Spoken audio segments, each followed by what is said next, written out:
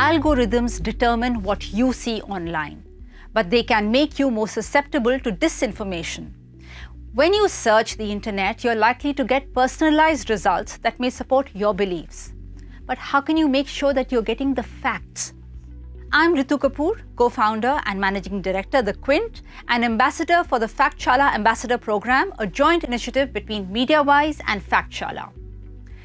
Everyone is biased in one way or another. Your family, friends, and unique personal experiences form your belief system.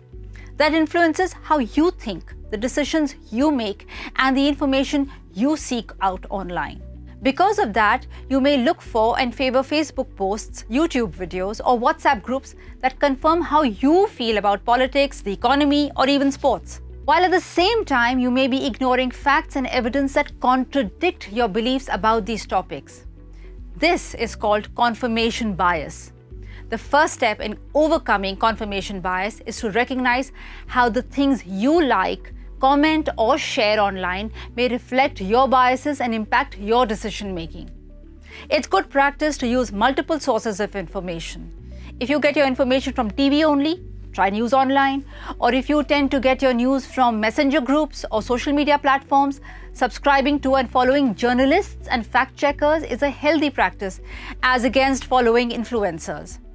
Seek out factual information with a different viewpoint than your own. Vary the local news stations you watch. Read national newspapers with different points of view. This may give you a broader and clearer picture of the topic you're searching. News outlets have editorial policies which outline what the publication focuses on. Go to the website of the news outlet and review the About Us section. Then read the news outlet's journalistic standards and corrections policy so you can understand how they report the news. That way, you can make more informed decisions about the information you consume. And finally, it's important to know the difference between opinion and news reporting. News outlets will often publish columns, letters from the editor, or editorials that contain an opinion about a topic. Look out for these words: op-ed, editorial, our view, opinion, etc. News reporting is when journalists are in the field getting you voices from the ground and getting interviews from official authorities. They back this with data like census statistics from 2011 or data on the impact of COVID-19, depending on the story they're covering. But when someone uses the same data to publish a post that encourages a country to, say, change policies, you need to consume that as an opinion and not as fact. Understand how bias impacts the information you seek out.